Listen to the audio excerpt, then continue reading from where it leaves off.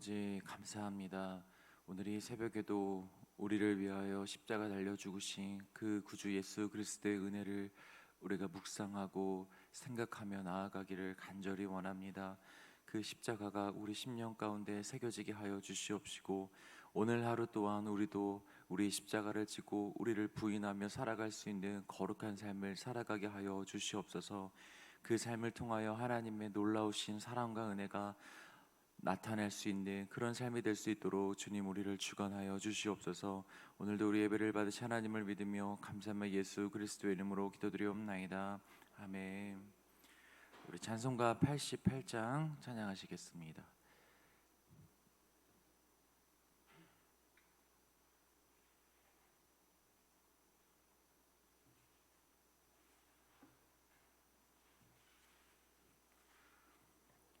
찬송가 88장입니다. 내 진정 사모하는 친구가 되시는 구주 예수님은 아름다워라. 산 밑에 백합하여 빛나는 새벽별, 주님 영원할 길 나 주옵도다. 내 맘이 아플 적에 큰 위로 되시며 나 외로울 때 좋은 친구라. 주는 저 산 밑에 백합 빛나는 새벽별, 이 땅 위에 비길 것이 없도다. 내 맘의 모든 염려 이 세상 고락도 주님 항상 같이 하여 주시고, 시험을 당할 때에 악마의 개교름 물리치사 나를 지키네. 온 세상 날 버려도 주 예수 안 버려 끝까지 나를 돌아보시니. 주는 저 산 밑에 백합 빛나는 새벽별, 이 땅 위에 비길 것이 없도다. 내 맘을 다하여서 주님을 따르며 길이 길이 나를 사랑하리니. 물불이 두렵지 않고 창검도 겁없네. 주는 높은 산성 내 방패시라. 내 영혼 먹이시는 그네 누리고 나 친히 주를 뵙길 원하네. 주는 저 산 밑에 백합 새벽별, 이 땅 위에 비길 것이 없도다.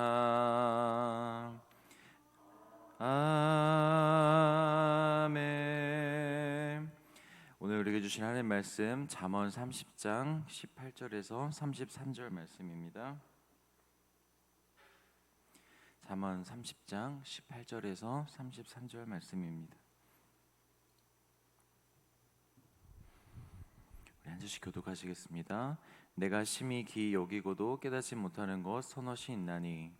곧 공중에 날아다니는 독수리의 자취와 반석 위로 기어다니는 뱀의 자취와 바다로 지나다니는 배의 자취와 남자와 여자와 함께한 자취며, 음료의 자취도 그러하니라. 그가 먹고 그의 입을 씻음같이 말하기를 내가 악을 행하지 아니하였다 하느니라.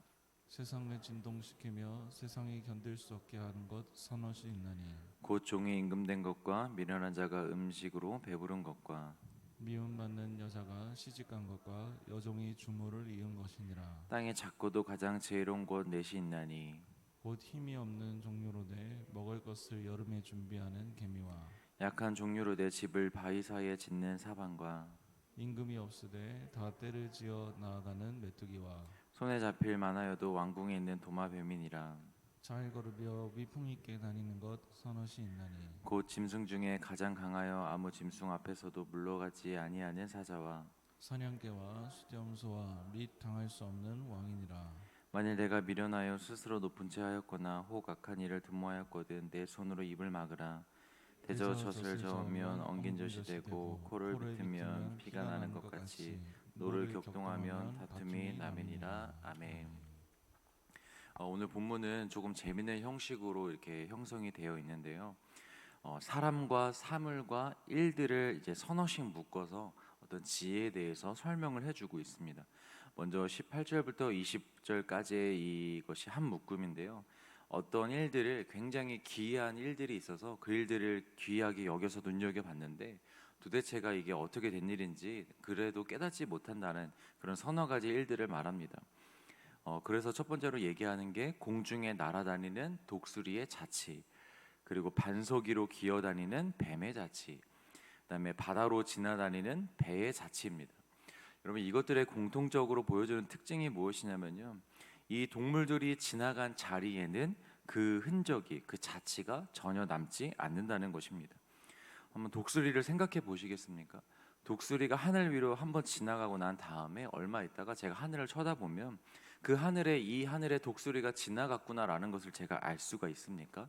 알 수가 없습니다. 비행기 같은 경우에는 이제 지나가면 하얗게 비행선이 생기기 때문에 얼마 있다가 봐도 여기에 지금 비행기가 지나갔구나라는 것을 우리가 알 수 있지만, 독수리는 그것이 지나갔다 하더라도 이것이 독수리가 지나간 자리인지 전혀 알지 못하는 것입니다. 뱀은 어떻습니까?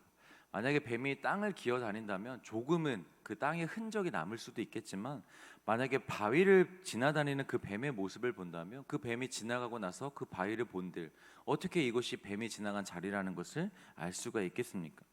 배도 마찬가지입니다. 배가 지나갈 때 잠깐은 그 배의 물결 때문에 그것이 보이기도 하지만 얼마 동안 일정한 시간이 지나면 다시 파도 때문에 전혀 알 수가 없는 것입니다. 그리고 나아가서 이제 동물이 아니라 사람을 비유로 하고 있는데요. 남자와 여자가 함께 동침한 자리 역시 그 자치가 남지 않는다는 것입니다. 요즘에야 CCTV나 이 휴대폰 등 이 증거가 남을 만한 가능성이 높지만, 이 당시만 해도 남자와 여자가 이제 부정적인 잠자리를 함께 하면 이제 두 사람만 비밀로 붙이면 다른 사람들은 전혀 그 일을 알 수가 없는 것입니다. 이것은 단순히 남자와 여자의 잠자리만 말하는 것이 아닙니다. 20절에 음료, 즉 세상의 모든 죄악을 범해 놓고도 입을 싹 닫고 죄를 범하지 않은 것처럼 살아가는 그런 삶에 대해서 이야기하고 있는 것입니다. 여러분, 이것은 죄의 습성입니다. 인간은 죄를 지으면요, 누가 그 죄를 지었다고 자랑을 하겠습니까? 숨기려고 하는 것이 정상입니다. 이제 간혹 가다가 정말 요즘에 흔히 말하는 사이코패스나 이런 정신 이상자들은 그런 지은 죄를 나중에 밝혀지면 자랑하기도 하지만, 보통의 죄악된 인간이라면 그 죄를 짓고 아무도 모르게 하는 게 본성입니다. 숨기고 싶고 넘어가고 싶은 것입니다. 요즘에는 정말 기술이 발달해서 몇십 년 전 미제 사건도 이제 범인을 잡을 수 있는 세상이 되었죠. 그래서 몇 해 전에 우리나라에서 가장 유명했던 연쇄 살인 사건인 화성 연쇄 살인 사건도 30년 만에 범인이 잡혔습니다. 그때 당시에 취했던 그 유전자를 가지고 이제 최근에 들어서 이제 검사를 하다가 그 범인이 잡히게 된 것입니다. 요즘에는 그 범죄를 숨기는 것이 쉽지가 않은 세상입니다. 그런데 위의 비유와 같이 아무도 모르게 은밀하게 지을 수 있는 죄들이 있습니다. 바로 영적인 죄들입니다. 여러분, 우리의 교만함을 경찰이 CCTV로 보고 있다가 당신 교만했네 하고 우리를 잡아갑니까? 또 경찰이 CCTV로 보고 있다가 왜 당신 기도 생활을 하지 않습니까? 라고 잡아갑니까? 또 CCTV로 보고 있다가 당신이 왜 이렇게 욕심을 냅니까? 왜 이렇게 화를 잘 냅니까? 하고 잡아갑니까? 그렇지 않다라는 것입니다. 우리 안에서 아무도 모르면 된다는 생각을 가지고 지을 수 있는 죄들이 우리 안에 있다는 것입니다. 욕심일 수도 있고요, 질투일 수도 있고요, 미움일 수도 있고요, 음란일 수도 있고 거짓일 수도 있습니다. 이런 것들이 사람들에게 들키지만 않으면 된다고 생각하며 숨기는 것입니다. 그런데 우리가 반드시 기억해야 할 것은 무엇입니까? 우리 하나님은 모든 것을 다 아신다는 것입니다. 시편 121편에 보면 하나님을 묘사하기를 어떻게 묘사하냐면, 하나님은 졸지도 아니하시고 주무시지도 아니하신다는 것입니다. 제가 이제 군대 생활을 할 때 유일하게 간부님에게 혼났던 적이 딱 한 번 있는데요. 그게 언제냐면, 이제 저녁에 불침번을 쓰잖아요. 2시간씩 이제 돌아가면서 불침번을 서는데, 제가 어느 날 너무 피곤한 거예요. 근데 그 복도에 의자가 하나 있었는데 다리도 너무 아프고 잠깐만 앉아 있어야겠다 해서 그 의자에 앉아 있었는데, 그 의자에 앉아 있다가 이제 잠이 든 거예요. 근데 여러분, 불침번의 역할이 뭐죠?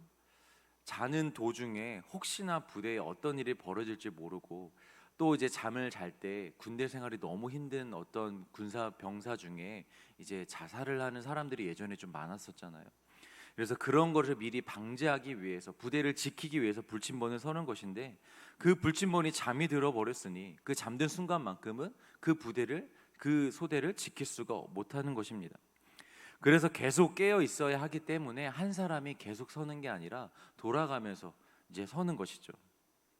그런데 여러분, 하나님은 홀로 하심에도 불구하고 졸지도 아니하시고 주무시지도 않는다는 것입니다.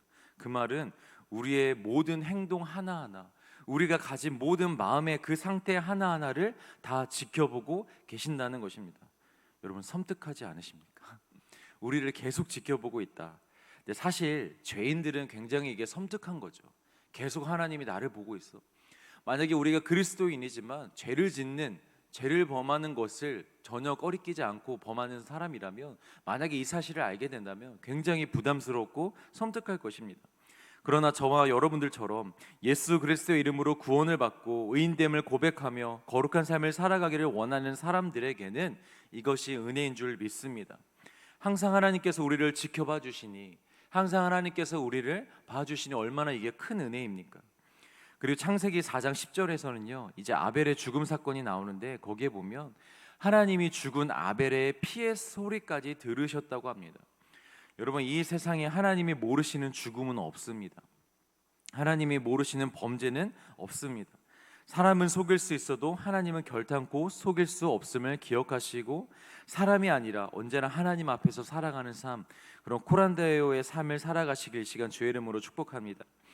21절부터는 다음 주제로 이제 넘어가는데요, 이번에는 세상을 진동시키며 세상으로 견딜 수 없게 하는 것, 선엇에 대해 얘기를 합니다.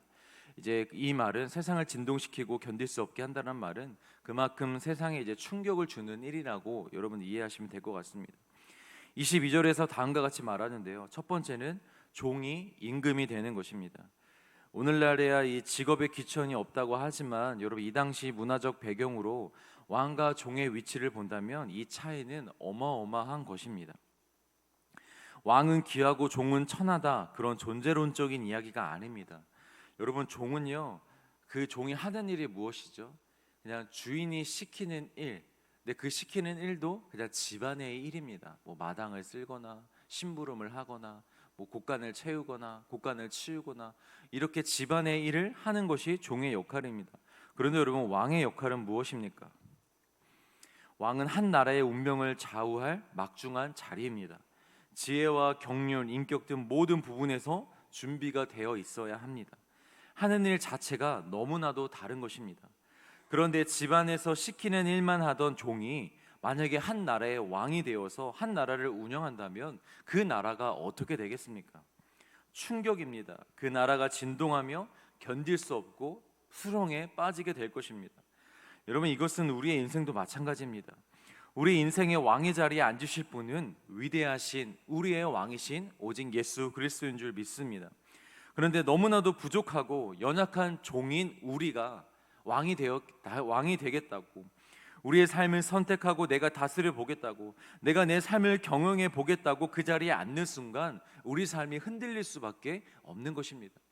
우리가 삶을 살다가 또 신앙생활을 하다가 내 삶이 자꾸 흔들리는 것 같고 도저히 견딜 수 없는 그런 상황에 처해 있다고 느끼신다면, 그것은 다른 이유가 있는 것이 아니라 지금 우리 삶의 자리에, 왕의 자리에 예수님이 아니라 우리가 앉아있기 때문에 흔들리는 것입니다. 그러나 우리 삶의 자리에 왕이신 예수님이 앉아 계신다면 어떤 상황이 와도 흔들리지 않고 그 나라와 우리의 삶이 견고해질 줄 믿습니다.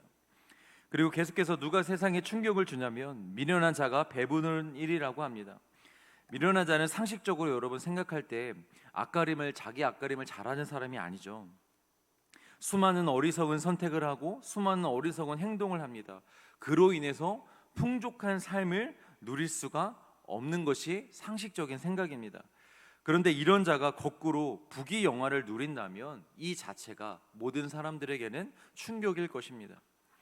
또 23절에서는 행실이 불량하여 아무도 며느리 삼고 싶지 않은 한 여인이 시집을 간 사건과 또 종이 한 집에 앙빵마님의 자립을 꿰차는 일들을 얘기하고 있는데, 한마디로 말하면 비정상적인 일들을 얘기하고 있는 것입니다. 그런데 이런 충격적인 일들을 나열하는 이유가 무엇이겠습니까? 우리가 살아가는 세상이 이럴 수 있다는 것입니다. 그리고 세상이 이런 것을 우리에게 충격을 주며 우리를 흔들지라도 우리는 거기에 흔들리지 않고 정도, 바른 길을 계속해서 걸어갈 것, 그것이 바로 지혜자의 삶임을 우리에게 말해주고 있는 것입니다. 계속해서 24절부터의 주제는요, 이 땅에 가장 작아서 누구나 다 우리가 무시할 수 있지만 실은 우리 생각보다 훨씬 지혜로운 것들에 대해서 말하고 있습니다. 첫 번째로 개미입니다. 예전에 어렸을 때 우리가 흔히 하던 말이 있었는데 요즘 아이들은 잘 안 하는 것 같아요. 개미 똥구멍만한 자식이 막 이러면서 그렇게 얘기를 했던 표현을 썼던 적이 있었던 것 같은데요. 그만큼 아주 작은 것을 묘사할 때 우리가 썼던 말이죠. 그만큼 개미는 아주 작은 존재의 상징입니다. 그래서 힘이 별로 없습니다. 이 개미 한 마리만 따로 놓고 보면 아마 가장 미천한 존재일 것입니다. 그런데 여러분, 이 개미가 가진 지혜가 여러분들 아시다시피 얼마나 놀랐습니까? 이렇게 작은 개미가요, 정말 그 안에 뇌가 있을까라고 생각이 드는데요. 이 개미들이 겨울철에 먹을 것을 구하는 게 불가능하니까 이 여름철에 미리 겨울철에 먹을 것들을 다 준비를 한다는 것입니다. 또 사반이라는 작은 동물, 이제 너구리랑 비슷한 그런 동물이 있는데, 이 동물은 자기가 이제 약하니까, 연약하니까 이제 살아남기 위해서 자기 집을 어디다 짓냐면 바위 사이에다가 짓는다고 합니다. 바위 사이에다 짓면 아무리 이제 야생 동물들이 와도 뭐 거기에 입을 놓고 빼나갈 수가 없으니까 그렇게 바위 사이에다가 집을 지어서 생존하는 것이죠. 여러분, 또 메뚜기 하면 바로 떠오르는 게 무엇입니까? 바로 메뚜기 떼입니다. 메뚜기는 혼자서는 살아갈 수가 없습니다. 그런데 이제 떼로 몰려다니면서 그렇게 자신들을 보호하며 살아가는 것입니다. 또 이제 손에 잡힐 만한 도마뱀, 얼마나 작습니까? 근데 이 도마뱀이 어디에 삽니까? 왕궁에 산다는 것입니다. 근데 여러분, 왕궁은 어떤 곳입니까? 이 청결, 그 청소 이런 거에 대해서 굉장히 예민하고 그렇게 청소하는 사람들이 따로 있을 정도잖아요. 그래서 이 도마뱀을 발견하면 반드시 치우는 게 당연한 상식인데, 이 도마뱀들이 살아갈 수 있는 이유가 뭐냐면 사람들이 도저히 이 도마뱀을 잡을 수가 없는 것입니다. 왜냐하면 막 벽에도 기어다니고 천장에도 기어다니고 보이지 않는 곳에, 또 보인다 할지라도 잡을 수 없게 그렇게 다니기 때문입니다. 여러분, 우리 사람도 마찬가지입니다. 우리 생각에는 별 볼 일 없어 보이고 너무나 작아서 약해 보이고 미천해 보이는 사람이라 할지라도 하나님이 주시는 그 지혜가 있다면, 하나님이 주시는 그 능력이 있다면 놀라운 삶을 살아갈 수 있다는 것입니다. 중요한 것은 지금 우리가 인간적으로 얼마나 지혜롭고 능력이 있느냐 하는 것이 아니라 앞으로 우리가 하나님의 지혜로 살아갈 수 있느냐 없느냐, 이것이 중요한 것입니다. 특별히 여러분들의 자녀를 위해서 기도해 주실 때 앞으로 인생을 살아가는 우리 자녀들에게 하나님 지혜를 허락해 달라고, 그래서 이 험악한 세상을 살아갈 때 우리 자녀들이 그 지혜를 가지고 놀라운 그런 삶을 살아갈 수 있도록 자녀를 위해서 기도해 주시길 바랍니다. 29절부터는 이제 무엇을 말하냐면, 이런 지혜를 얻은 자들이 세상을 어떻게 살아가느냐 했을 때, 이런 지혜를 가진 자들은 잘 걸으며 이 다리가 튼튼하고 또 당당하게 걸으며 또 그 품새가 위풍당당하게 그렇게 담대하게 살아가는 모습을 말해주고 있습니다.